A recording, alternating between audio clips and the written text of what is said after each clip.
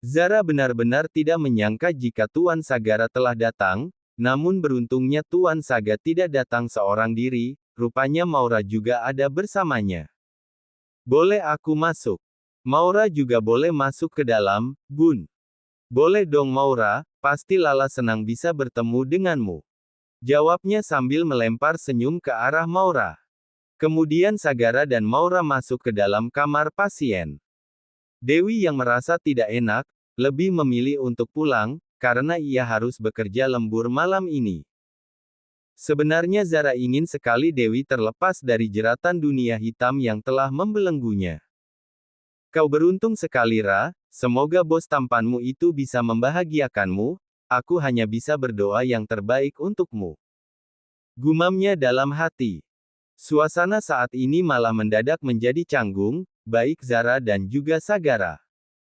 Kini keduanya malah saling diam membisu, untung ada Maura yang bisa mencairkan suasana.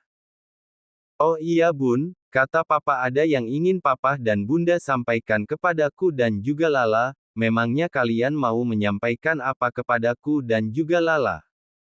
Tanyanya penuh selidik, sampai-sampai kedua matanya menyipit. Nanti ya Maura, nunggu Lala bangun dulu. Jawabnya sambil melirik ke arah Zara. Sedangkan Zara sendiri merasa kebingungan, sebenarnya apa yang ingin dibicarakan Tuan Sagara kepada Maura dan juga Lala. Ada apa ini? Kenapa dari gelagat Tuan Sagara terlihat sangat mencurigakan? Ucapnya dalam hati. Selang 30 menit akhirnya Lala tersadar, ia terkejut saat melihat Maura sudah berada di sampingnya. Maura, ucap Lala. Lala, alhamdulillah akhirnya aku bisa bertemu lagi denganmu, bagaimana keadaanmu? Aku baik Maura. Jawabnya tersenyum.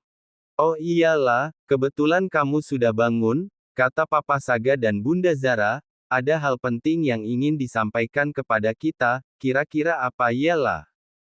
Kamu penasaran gak sih? Tanya Maura sambil melirik ke arah Saga dan juga Zara. Kemudian Sagara malah tersenyum renyah, lalu ia berusaha berpindah posisi duduknya, yakni berada di sebelah Zara, dan jaraknya pun hampir berdempetan. Zara yang merasa risih, ia mencoba bergeser ke samping, namun aksinya keburu dicegah oleh Sagara, ia malah sengaja menggenggam kedua tangan Zara di depan Maura dan juga Lala, otomatis mereka berdua terlihat bahagia. Tuan, bisakah Anda melepaskan tangan saya? Pintanya sambil menatap dengan lekat wajah pria yang sebentar lagi akan menjadi suaminya. Anda jangan mengambil kesempatan dalam kesempitan. Umpatnya dalam hati. Anak-anak, inilah saatnya Papa dan Bunda Zara memberitahu langsung kepada kalian bahwa bulan depan, kita akan resmi menikah. Ucapnya dengan lantang. Mendengar papahnya berkata seperti itu, Maura sempat terkesima, ia sampai menutup mulutnya dengan kedua tangannya, karena tadinya ia ingin berteriak untuk meluapkan rasa bahagianya. Begitupun dengan Lala, wajahnya terlihat berseri-seri. Lah, kita tidak sedang bermimpi kan? Akhirnya aku dan kamu akan menjadi adik dan kakak, itu artinya nanti kita akan tinggal satu atap, aku bisa setiap saat bersamamu dan juga Bunda Zara. Ucapnya masih tidak percaya, kini keduanya malah menangis bahagia. Zara tidak menyangka akan membuat dua gadis kecil di hadapannya bisa tersenyum sebahagia ini.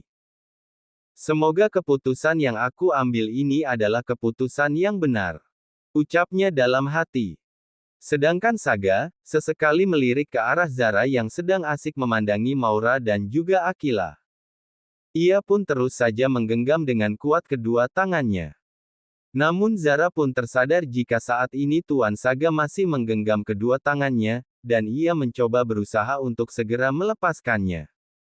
Maaf Tuan, kita bukan muhrim, jadi Anda tidak bisa seenaknya menyentuh saya. Cetusnya yang telah berhasil melepaskan kedua tangannya. Oh, maaf. Tapi kalau kau sudah menikah denganku nanti, kau tidak bisa mengatakan hal ini lagi, karena aku pun berhak atas dirimu. Balasnya sembari menaikkan kedua alisnya. Dek. Sontak Zara pun langsung melotot ke arah Sagara, ia tidak menyangka jika Tuan Sagara akan berucap seperti itu padanya. Perusahaan Shailendra Group.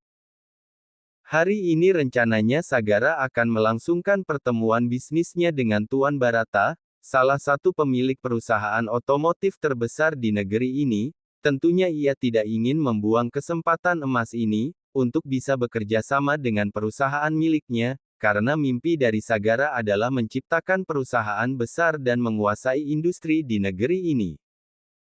Menjelang makan siang, Sagara sudah ditunggu oleh Tuan Barata di sebuah restoran megah yang berada di dalam Hotel Cempaka, salah satu hotel bintang 5 milik Tuan Barata.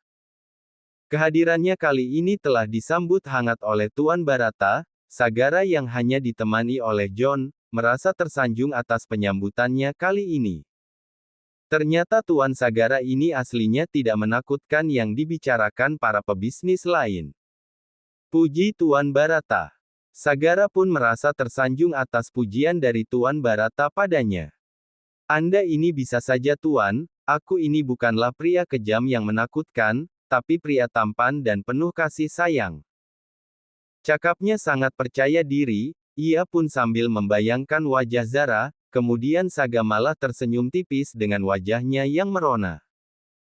John dan Tuan Barata malah mengulum senyum mereka, atas sikap dari Sagara yang tidak seperti biasanya. Sepertinya Tuan sudah terserang virus cinta, baguslah, jadi tidak akan begitu merepotkan.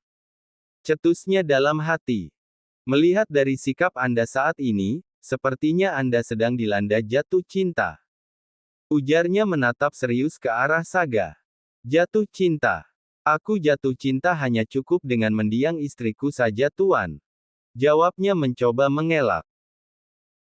Tapi yang saya lihat, mulut dan hati Anda ini tidaklah sama, tidak apa-apa juga jika Anda jatuh cinta lagi Tuan Sagara, kita sebagai seorang pria membutuhkan teman hidup sampai kita menua nanti, apalagi Anda ini masih muda, buatlah diri Anda bahagia dengan memberikan kesempatan perasaan Anda untuk mencintai wanita lain, jadikan mendiang istri Anda sebagai kenangan dalam hidup Anda, bukan berarti Anda harus melupakannya. Ujarnya telah membuat Sagara menjadi diam termenung.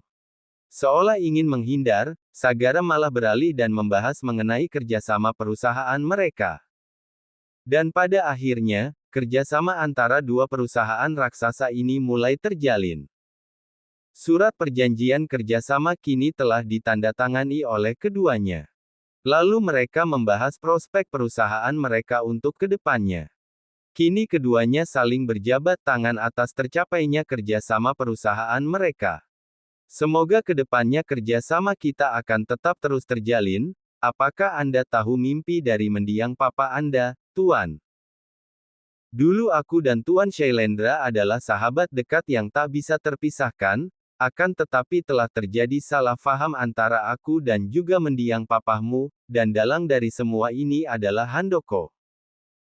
Om Handoko memang tidak suka dengan papa sedari dulu, meskipun mereka adalah kakak beradik, saya pun masih tidak tahu menahu apa yang menyebabkan mendiang papaku berselisih dengannya, sampai akhirnya papa meninggal dunia. Kali ini Sagara masih diselimuti rasa penasarannya, mengapa mendiang papahnya bisa sampai berselisih dengan adik kandungnya sendiri. Saat Sagara memutuskan untuk segera mengakhiri pertemuannya dengan Tuan Barata, tiba-tiba muncul seorang pria yang sangat dikenal oleh Saga. Akhirnya kita bertemu lagi Sagara Mahendra, putra tunggal dari mendiang Tuan Shailendra yang tamak dan serakah. Cetusnya dengan sengaja, seolah dirinya menginginkan Sagara terpancing emosi atas perkataannya. Robin, jangan kurang ajar kau. Bentak Sagara. Ha. Sepupuku yang satu ini, tidak pernah sadar akan kelakuan bejat mendiang papahnya sendiri, sungguh miris. Singgung kembali Robin. Sagara pun akhirnya terpancing emosi oleh sikap Robin yang semakin menjadi-jadi. Anda lihat kan Tuan Barata, kelakuan ayah dan anak sama-sama menyebalkan, apakah Anda masih mau bekerja sama dengan manusia seperti ini?